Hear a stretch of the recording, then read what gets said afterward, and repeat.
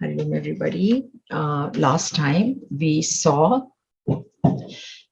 that when birth happens, that itself is an indication that there are desires. And the desires are of three types: sattvic, rajasic, and tamasic. Bhagavan gives examples. The sattvic desires are like smoke on fire. So the smoke is born along with the fire. It does not in any way affect have any effect on the burning capacity of fire, the capacity to give light and to burn. It doesn't have any effect, that smoke, and it can be very easily removed. So sattvic desires are born with the jiva. They do not they do not have an effect on his intellect. That is what it is. The intellect doesn't get clouded by that, as we see in the case of Arjun. And these sattvic desires are very easy to take care of. Just like we can just blow the smoke off of the fire, these sattvic desires will exhaust very easily. The next is the rajasic desires. They are like the dust covering the mirror. The dust is not born along with the mirror. It accumulates afterwards. And it requires a bit of time and a bit of effort to remove that dust. And if it has an effect on the mirror, the reflecting capacity of the mirror is diminished because of the dirt.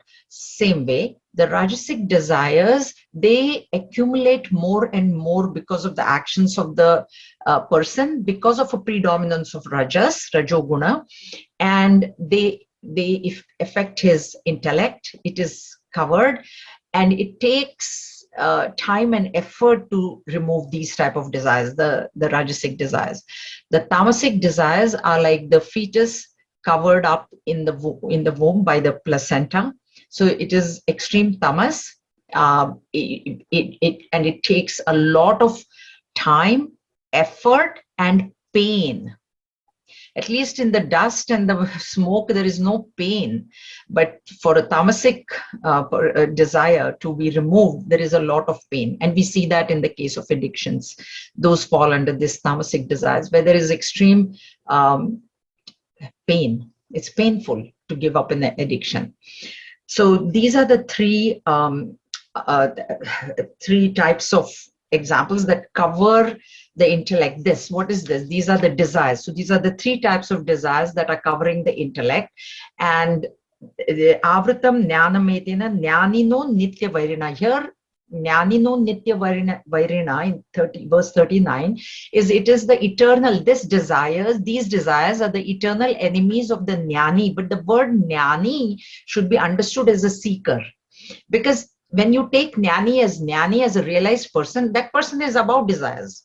So the desire is neither a friend nor an enemy to him. He's very neutral towards any kind of desires. That whatever desires arise in a realized person's mind would be sattvic alone. So this jnana is for the seeker. For the ignorant person, the desire he thinks is a friend. Because, I had this desire and therefore I did this action and now I got so much. But for the seeker must understand that these desires, which are born out of rajoguna, though, okay? So if the desire is born out of some sattvic thought, like I want to help somebody, I want to do charity of some kind, those type of desires are not enemies. So the selfish, as Gurudev would put it, ego, desires driven by egocentric desires. So those are the desires that are driven by rajoguna. So those type of desires where, I want this, and if I don't get this, then I'm going to be unhappy, and let me do anything, let me put the other person down so that I can rise up. Those type of desires, when they are arising in this mind of a seeker, we must be very careful. Okay, kama rupena kaunteya dushpurena nalena cha. They are dushpur. It's very difficult to conquer these desires, so be careful. And then he says, where do these desires abide? They abide in the senses, the mind, and the intellect. There are three abodes of desires. The senses being the body, the grossest, and so the easiest to control.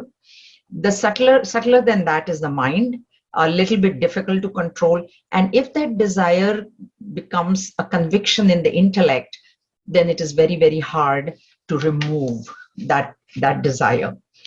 And now we'll see how it is to be done, because it is difficult but not impossible. Because if it was impossible to remove the desire, then Bhagwan would not even have said.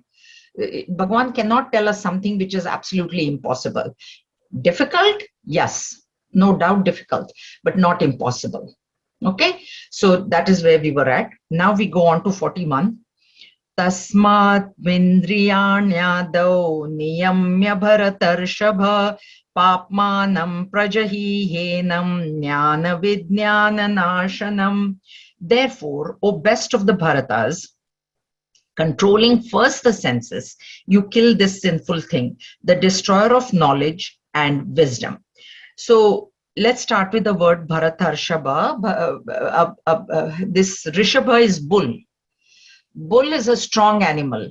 Okay, so he's calling him the bull of the Bharata dynasty. I told you Arjuna belongs to the dynasty Bharat. King Bharat was the original Purusha of this dynasty. So he belongs to that dynasty. He's calling him a bull amongst that in that dynasty to indicate to him that you're very strong. You're very strong, you can do it. Yes, the desires are difficult to conquer, but you are strong. This is the load of that word Bharatarshaba. Therefore, why? Because these desires are covering the intellect, and therefore they need to be dissolved. They need to be sublimated. Okay, and then Indriyana Adav is there, Adav, etc. So that's Tasmad Indriyani Adav. Indriyani Yadav indicates senses, mind, and intellect. Though it's not specified in words, that is what it is. This Adav, Adi, it's etc. Niyamya, control. Okay, so we have to see how. Papmanam prajahihenam. Prajahi, to kill. See, this word kill comes, and then there's a common criticism that Bhagwan is resorting to violence. First thing we have to understand that Arjun was a military man. Okay, that's number one. So killing was second nature to, not killing unnecessarily, but killing in battle. Okay, that's one of the reasons. But the other thing we have to understand, what is Bhagwan asking us to kill? Is he asking us to kill something outside? Or is he asking us to kill our negative tendencies inside? That people don't understand. People just hang on to that word kill, kill, kill. Jahi, this prajahi, he. It is not like that. Our negative tendencies, we must fight against them, and we have to kill them. Ultimately, we have to kill them. So that word should not be taken as, Bhagwan is telling you. He's asking you to fight against your own internal enemy, not somebody external. So when this criticism, if somebody says that, this is how it should be explained. Okay. And it is the destroyer, jnana vijnana nashanam. So jnana is the knowledge that we have. And even if we have some wisdom, like some experience of that knowledge, vinashanam, visheshena nasha, it will destroy that knowledge. And we have seen this in the ladder of fall. When that desire becomes extreme and it's not fulfilled, then there is anger, and you will go do something which you really don't want to do. And there also Bhagwan said there is loss of memory, which indicates that the knowledge is there. It is not that the knowledge was, if a knowledge is not there only, then definitely people will do wrong things. The knowledge is not there. But we are talking about seekers. Jnani Purusha is above that, so there is no problem. Ignorant doesn't have the knowledge, so no problem. Problem is all with seekers like us, because we have the half-baked knowledge. And now when these desires are pushing us, born out of Rajoguna, desires born out of Rajoguna, when they're pushing us, and when we go with the force of the Vasana and we act, then our knowledge is, as we forget that knowledge that we have gained. We forget. Therefore, there's loss of memory, indicating knowledge is there, but now it is forgotten in anger, in a spate of anger, in a spate of greed, and then we will do anything. So therefore, it becomes jnana vijnana nashanam. It is destroying whatever knowledge that we have and whatever little wisdom that maybe we have gained on the path. We are on the path. This is for people on the path. Now let us see how this niyamya, control of indriyani adav. Indriyani is the three things in senses, mind. So at the level of the senses, it is the easiest, because here it says you kill this sinful thing, controlling first the senses. So why is it first the senses? Because it is the easiest. The control of desire at the level of the senses is easy because it's the grossest. And I've told you many ways. You can, if you're addicted to cigarettes, you need not keep any cigarettes in your house. You need not keep any sweets in your house if you think you're tempted. If you're walking in the mall and if you think you'll be tempted to buy something, don't enter the store. Don't, don't take your credit card. So these things are easy. So at the level of the senses, control. Now, control, when we use the word control, it feels very, very forceful. Control in the form of choice. So control has to be done in the form of choice. Do I want to purify my mind or don't I? That's the choice that we have to give ourselves. Is this really necessary? Is this Shreya Prayer Vivek is very good. Is this just I'm doing this because it's pleasing to my senses, or is this really good for my well-being? That's a question that needs to be asked every time. Okay, and at least 80-20 rule. See, there is an 80-20. 80% of the time you must pick Shreya, the good, what is good.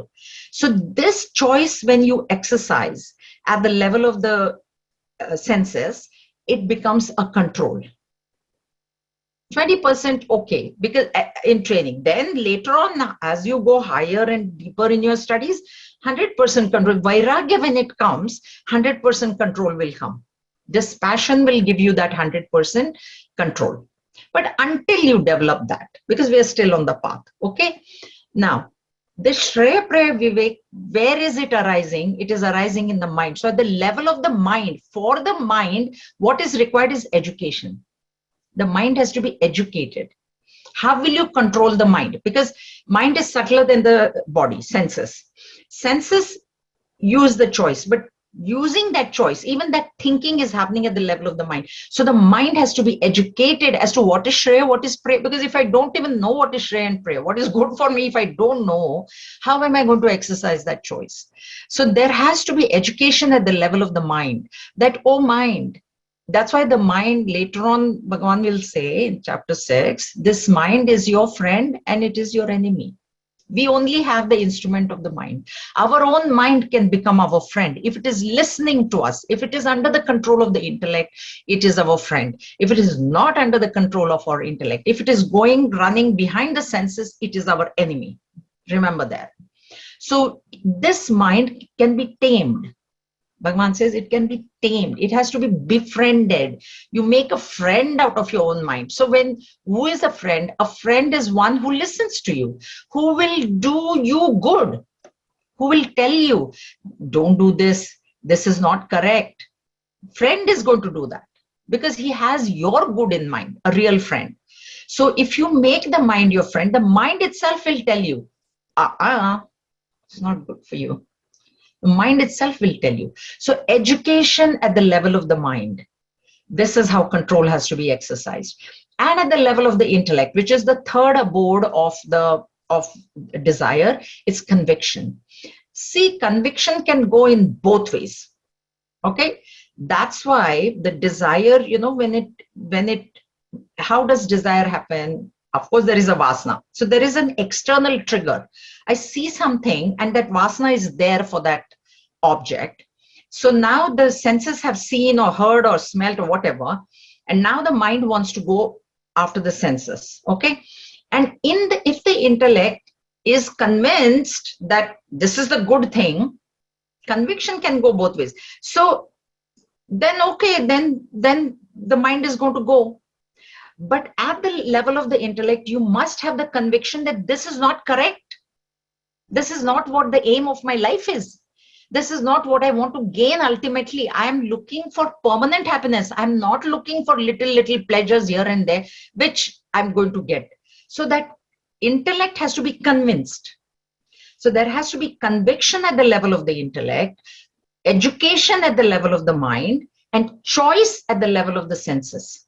And this is how this niyamya will happen. Control.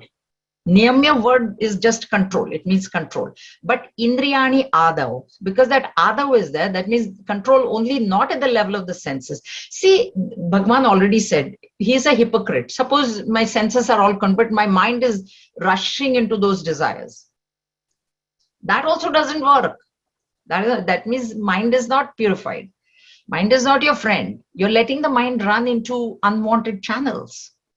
Mind should not be running. We are trying to make the mind single pointed. Ultimately, mind has to become single pointed. And the first step is purification.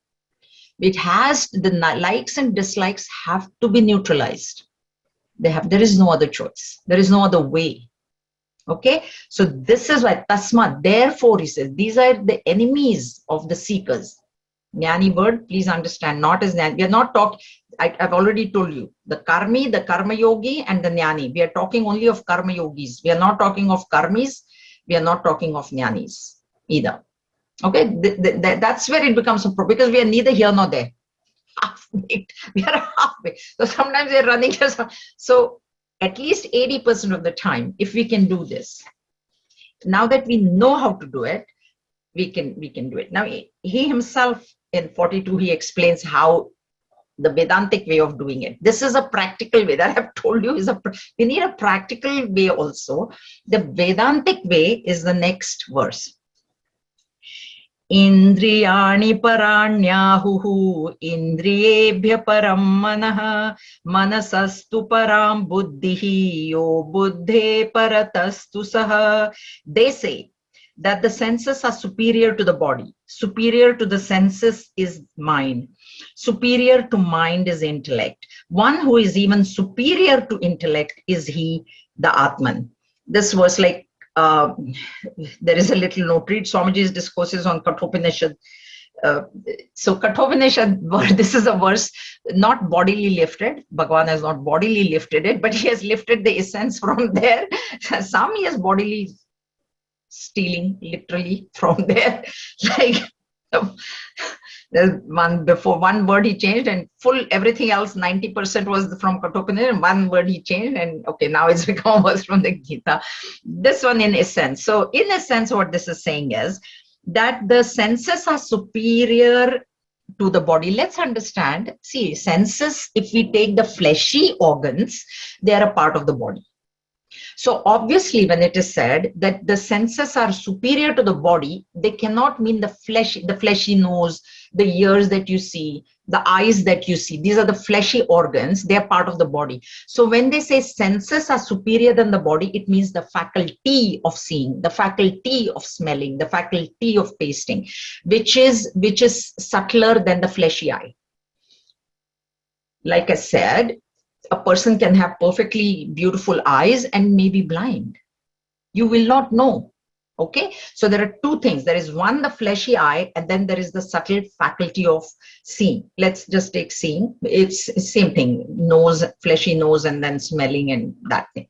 Now, when he says here that they are superior to the body, the reason he says superior here, that word has to be understood as subtler. Superior means not a hierarchy, like in promotion, the CEO is superior than whatever, not like that. Superior is subtler, and what is the meaning of subtler is more pervasive. That is how subtle has to be understood. So why is the faculty of seeing superior than the body? Is because the body can be sitting here, I'm sitting here, but I can look outside the room and my eyes can see something where my body is not. Okay, or my ears can hear something which is happening outside on the road, and my body is sitting here perfectly. And that's why the faculties of sense, of seeing, touching, tasting, smelling, etc., the faculty is superior than the gross body. That is what is meant here. So the senses should not be understood as gross, the fleshy eyes, the fleshy senses. Okay, clear? It's to be understood correctly here. So the faculty of seeing is superior than the eyes itself or the body, because subtler, so superior means subtler, and subtler means more pervasive. So More pervasive means it can go somewhere where the body can't. The ear will perceive the sound happening outside of the building with the body sitting inside the building. Now the mind is superior than the faculty. Why? Because the mind can go to India, whereas my eye is sitting here cannot go to the mind can go anywhere in the world. It can go on the moon. That's, so the mind becomes subtler than the faculty of seeing, tasting, touching, etc., etc. Therefore, the mind is superior, subtler. Another aspect of subtle is control. The subtler an object is, the more control it will have on the grosser object. And I'll explain that in a little bit more. Let's finish this. So the mind is superior to the senses, and then the intellect is superior to the mind, because the intellect can go places where the mind cannot go. The mind can only go to places which it has seen or heard. I mean, I could read about pyramids in a book, and then my mind can go to the pyramids. But the intellect is the one because of which we landed on the moon. Let's put it that way. Where nobody else had gone, nobody else had, they say there is a book that was written in 1950s or something where it was that they had in the book they had landed, but the actual physically when it happened the first time, landing of the moon, it came from somebody's intellect, not from the mind. Intellect. So therefore the intellect is subtler, so it's more pervasive, and it has control over the mind. But subtler or superior than the intellect is Atman. Now this pervasiveness, superior means subtle, subtle means more pervasive, and more subtle, more pervasive means more control. So if I were to give you a very simple example, the body sees something and wants to eat it, then the mind says, no, you shouldn't eat. Even before the mind, there are the pranas. Pranas are in between the body and the mind. So if the digestive system is not working properly, which means that the pranas are not working properly, even though you feel like eating something, you will not eat. So the pranas control the body. Because if the pranas go out of whack, that means your digestive system is not working properly, because they're controlling digestion. Okay, so that is why pranas become subtler than the gross body. Then, so the gross body wants, the pranas also are okay, functioning okay, so the pranas can eat. But the mind says, wait a minute, today is fast day. See, pranas have got only activity. They don't have knowledge. So they don't know that, oh, today is Monday. Like for me, Monday, I have just decided I won't eat chocolates on Monday, right? So now I see chocolate, and then the mind says, but it is Monday today. So the body is fine, pranas are fine, but now the mind is controlling so now the pranas will say, no, we can't eat this. Though we can, but we can't because it's a fast day. The intellect is above the mind. So it's not a fast. There is a chocolate. The body wants it. The pranas are just fine. Mind is no fast day. Intellect says you've got diabetes. So that way the intellect controls the mind. So even though everything is okay with the mind and the pranas and the body, now the intellect is more superior, more subtler, more pervasive, more controlling. So it will control all these lower layers. Therefore, conviction at the intellectual level is very important. If you're totally convinced that purification of mind is the only way to realization, everything will come under control immediately. Pranas, body, everything will come. Therefore, that becomes very important. Conviction at the intellectual level is the best control that one can have.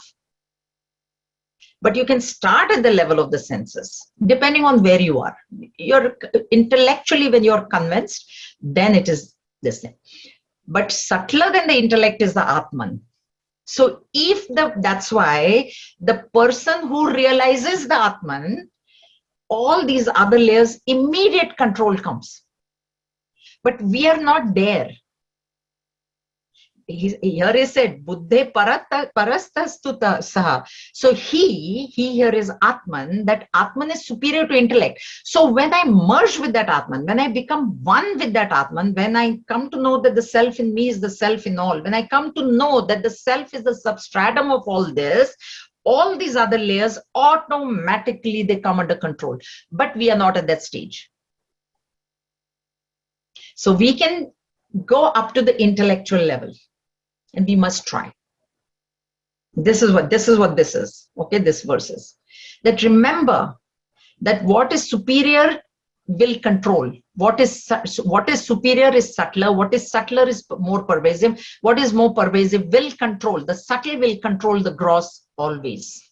Always. So if you identify with the subtle, that gross, you don't have to worry about it. You don't have to worry about it. So if you identify with the intellect and you are fully intellectually convinced that this is not good for me, this is not good for me, not do it. You will not do it. Okay. See, you know, I have worked in a bank. I have worked with cash. I've worked in the cash cage. I had the cash drawer that time previously we used to have. Cash was there. But the intellectual conviction was there that we can never take any cash from there now. So did we ever touch? Did I ever? There was one person, he was lifting literally bodily cash. He was lifting, and we were spending time looking at all the papers, and we never found anything wrong because paperwork was not. He was working in the cash cage, right? But did I ever do it? Or 90% of the people? Why? Because at the intellectual level, the conviction was there that this is wrong. This is not my money. I'm a trustee of the bank. I cannot just lift bills from the cash drawer. So when that intellect is fully convinced that this is not correct, none of these other things will be able to go against it. The mind will not go against when that intellectual conviction is firm. But it is the most difficult. In ordinary things, we have that conviction. Most of us have that. We would not, you know, lifting something from the store or oh my Lord, you know, like now every single grocery store. And I think that's what it is.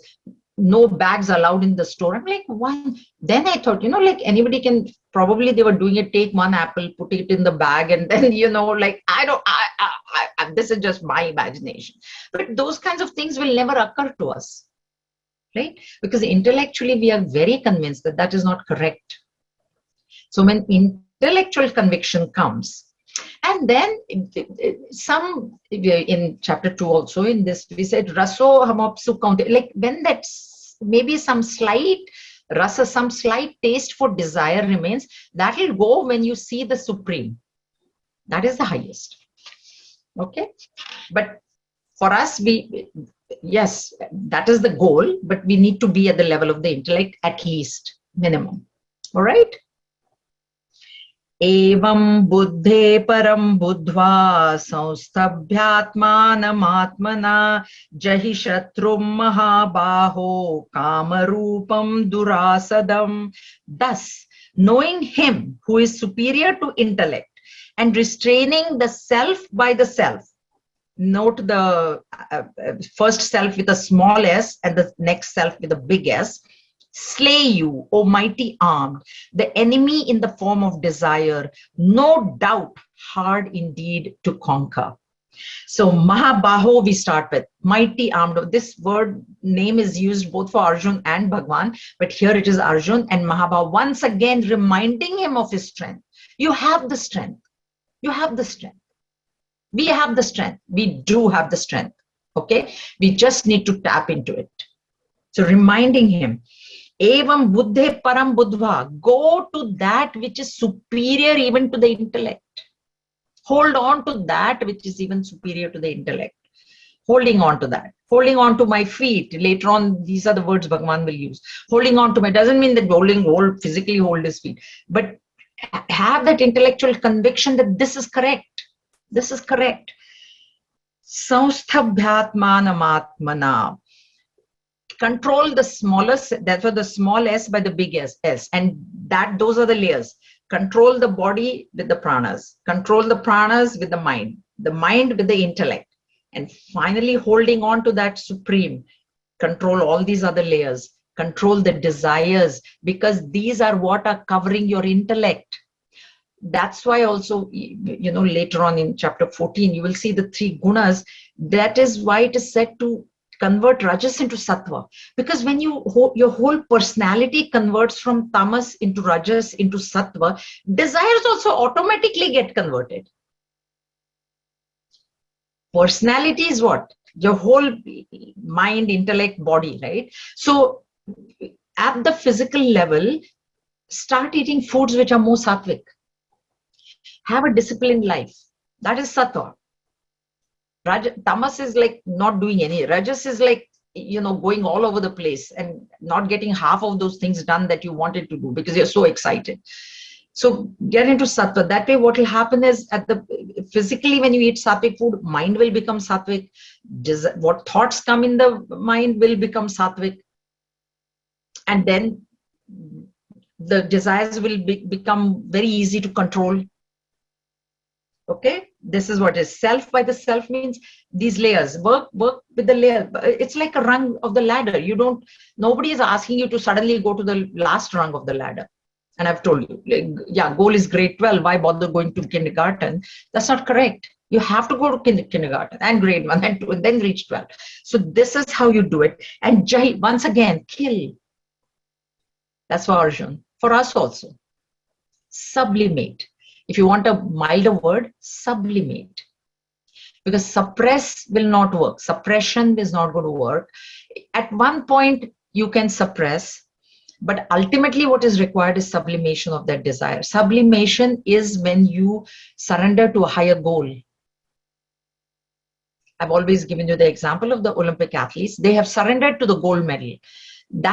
So now these desires of going for party, not going for training, can't get up in the morning to train. All these things are now secondary because that is the highest goal. I want the gold medal.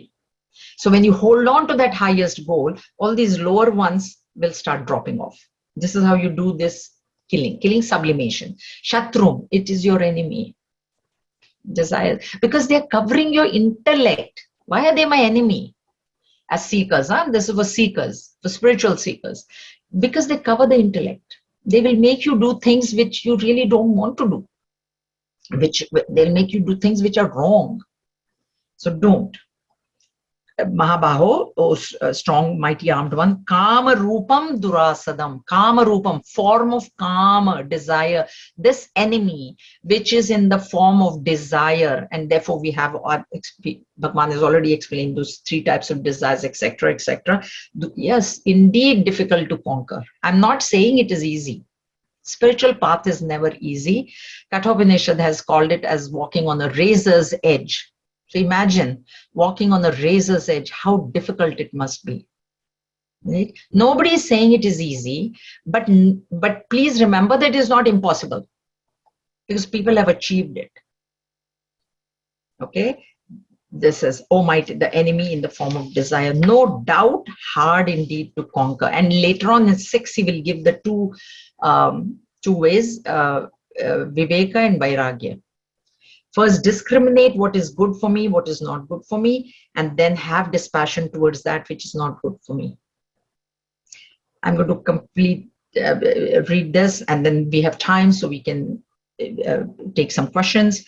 Om Tat Saditi Srimad Bhagavad Gita Su Upanishadsu Brahma Vidyayam Yoga Shastre Shri Krishna Arjuna Samvade Karma Yogo Nama Tritiyodhyayah. So we have explained this. And as per Gurudev's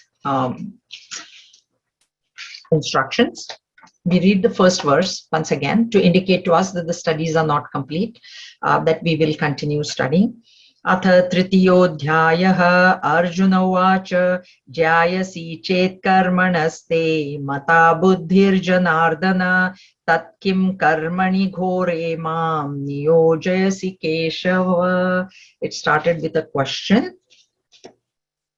Does anybody have anything to ask or say? Yes. Earlier you mentioned about sattvic food. I have a question on that one. Uh, I'm not fully clear when you said sattvic food. What is sattvic food? Oh, sattvic food. Oh, okay. What is, okay. It'll be explained in great detail in one of the later chapters, 17. It'll be explained. But sattvic food is number one, vegetarian food. Number two, freshly cooked food, fresh fruits. So a fruit juice would be sattvic as opposed to a glass of wine or soft drinks.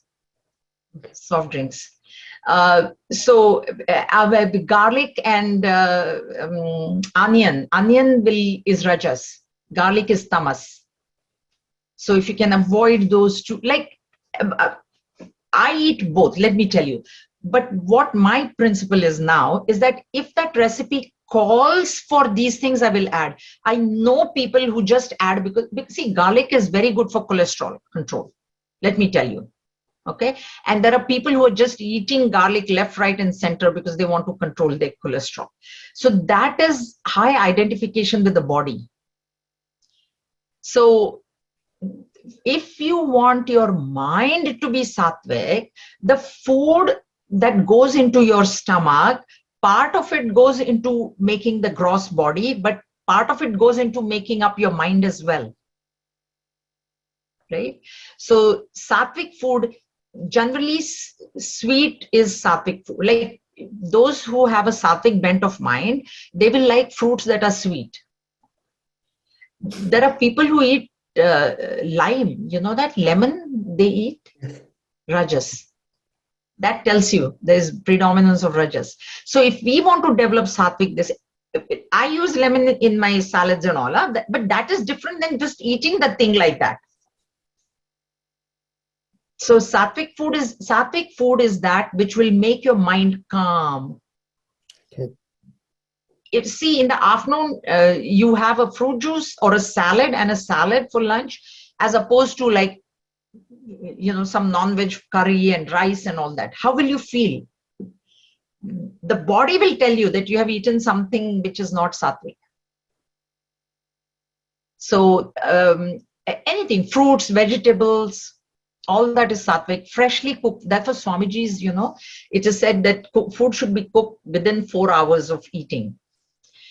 I am part householder, so that doesn't always work with me. Let me tell you that. But being vegetarian, less spicy food. Those who like spice, you know, there are people who just eat chilies like that only. That's rajas. So spicy, not too much spicy. Not too much sour. All that is not sattvic. In this. Thank you. Just, Chapter 17 gives the details. Yes. Yeah. It was a good clarification, and I greatly appreciate. This is one of the experience. When I stop making the notes, I hear you much more clearly and focused fully on that one. Especially the 2 videos that I have missed, 2 classes that I missed. When I heard you, I didn't even make a note. I realized that all the more, that's why you mentioned Shravanam and then Manan and Nidita. It made all the more greater experience that I could understand. Good. Thank you. I'm glad. Any other questions? Tamasic food is drinks, alcoholic drinks. That's tamas. And even in like a tulsi plant is sattvic. So when they eat tulsi leaves, right, then there is this flowery, fragrant flowers, that is rajas, because that tickles your senses. Anything that tickles your senses is rajas. And what dulls your senses is tamas. And what makes your senses alive and fresh, and you know, it just see, eat a salad for lunch, or eat, you know, like have a soft drink or something, and then have rice and something, and or tamas, have a alcoholic drink. Then see what your effect is in the afternoon. That'll tell you sattva, rajas, and tamas. And sorry, that's right. So the fragrant flowers, they're rajasic, and marijuana pot is tamasic. Okay. So there, medicinal marijuana, I think if pain is going beyond control, maybe, but yeah. Yes, Neil. Just had question in his psychological term called, I think, remuneration or remuneration. When you keep cycling some thought in your mind. So I don't know, sublimation, how it can suppression. I think you meant rumination. Yeah, rumination. Keep thinking about the same thought over and over again. Yes, exactly. Just any strategy on that? Sublimation versus suppression? Is that what you want to ask? No, just that like what Dinesh said, remuneration, just ruminate. I'll put the word there maybe if you can. Ruminate, yeah. Ruminate, yeah. Think about it in your mind. Let's put it simply. You're going over it in your mind, but what is the question? I didn't understand. Just like how to apply sublimation when, it doesn't go away. The thought doesn't go away. Oh, the thought doesn't go away. Okay. So there is a desire in the mind and you can't sublimate it. Yes, okay? Yes. So if it depends on what kind of desire it is. So if it is a simple desire, one way of getting rid of desire is fulfill it. Okay. But if it is a bad desire, like, I want to go steal something, no, that is not to be fulfilled. It depends. That's why it depends on what desire has come in your mind. Yeah. Sometimes it's something someone said or something, and then, so it triggers something, I guess, and then you want to. So is it triggering, you want to retaliate to what somebody has said to you? Not retaliate. No. Just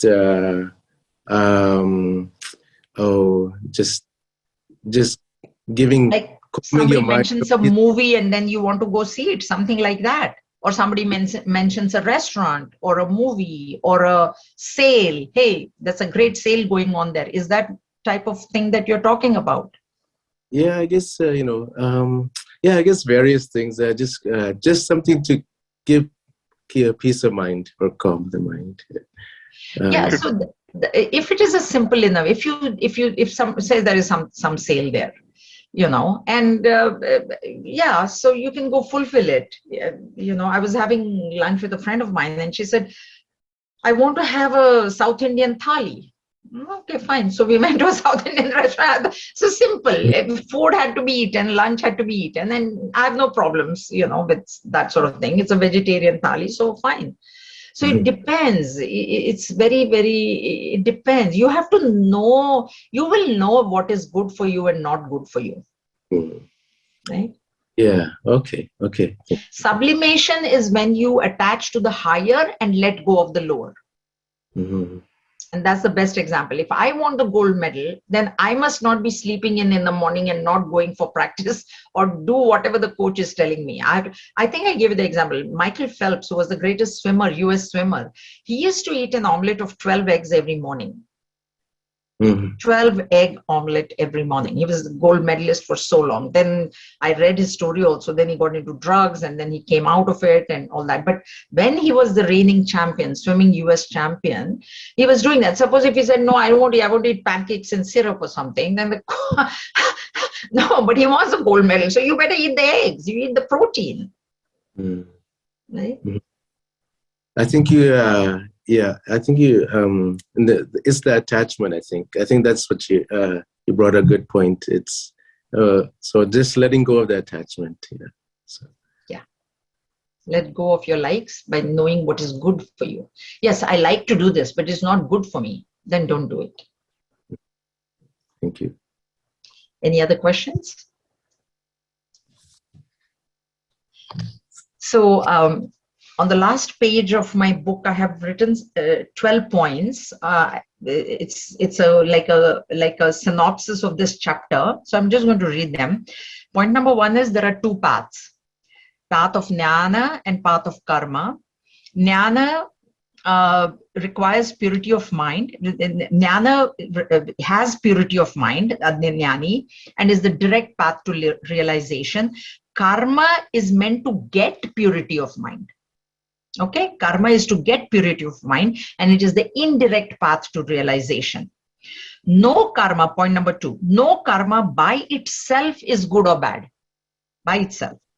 Point number three, who is doing determines good, bad karma. I told you, Arjun begging food is bad karma for him. But begging by itself is not. If a Brahmin is begging, then that's good karma for him. But so who is doing determines good or bad karma. 4. Results will come. Results are of two kinds, internal and external. Internal result is purity of mind. External result is whatever one wants, whatever I want, whatever I'm doing action for some external result, that is the external result. Number 5, there are 3 types of people, or here I've written even four types, but we talked only 3. The first one is kami. I think I've mentioned this. Kami is one who has desires and will do anything to fulfill them. So unethical means also immoral, illegal, means evil. That's a kami. Then there is a karmi who has desires, but he will do ethical things, legal things to fulfill his desires. Then the next is karma yogi, also has desires, and he does everything by ethical means only to purify his mind. He's doing it for the internal result only. The karmi is doing only for the external result, not for the internal result. Both karmi and karma yogi have desires, and both of them are working very hard to fulfill them. Karma sannyasi has no desires, is the 4th stage. Number 6. Control of the organs of action, and one who is controlling the organs of action but not controlling the sense organs is a hypocrite, mithyachari, Bhagwan has called. So his mind wants to do all those things, but he pretends to be. And I gave you the example of that flamingo, I think. It's as if he's meditating on the banks of the river, but he's waiting for the fish to come, and his eyes are half open. So people think, what a sannyasi is, he's meditating, but his eyes are half open because he wants looking for that little fish which will come out of the water, it'll pounce and it'll take it. So that's mithyachari. Control of the sense organs, so controlling the sense organs and engaging the organs of action is a karma yogi. That's a karma yogi. Point number 8, karma happens due to interaction of the gunas. We have to, as spiritual seekers, we must know that all karmas happen because of the interaction of the gunas. 9, karma happens out of desires, incompleteness, ignorance. For a person who is not on this path, they are happening out of desires, incompleteness, ignorance. We also should know that they are happening out of ignorance, but we also should be aware that they are happening because of the guna. That way we can separate ourselves from the karma. Point number 10, bounden duty should be done relentlessly. This will free you from bondage of action. So whatever is your duty in your life, and everybody's duty in everybody's life is different. If you keep doing that duty, it will ultimately free you from the bondage of action, which is not a physical bondage, but a mental bondage to the cycle of birth and death. Karma binds, so do not do karma is not the correct thinking. That's not correct thinking. Do karma such that it liberates you from bondage. That's karma yoga. So karma binds. So I will not do karma at all. That is not correct. Yes, karma binds, but I will do it in such a way that it will not be able to bind me. Because what is binding is the doership and the enjoyership. So if I let go of the doership while performing karma, it will not bind me. Okay. Actionlessness is to give up doership, not giving the action itself. Those are the points. I hope that you have enjoyed this chapter. This chapter is very important for all of us. Gurudev's favorite chapter, by the way. because he was a karma yogi. So it's his favorite chapter, and it is all at the transactional level. Please remember, that's why it becomes very important, because we are living in this transactional world. We should know how to be living here. Okay, any questions?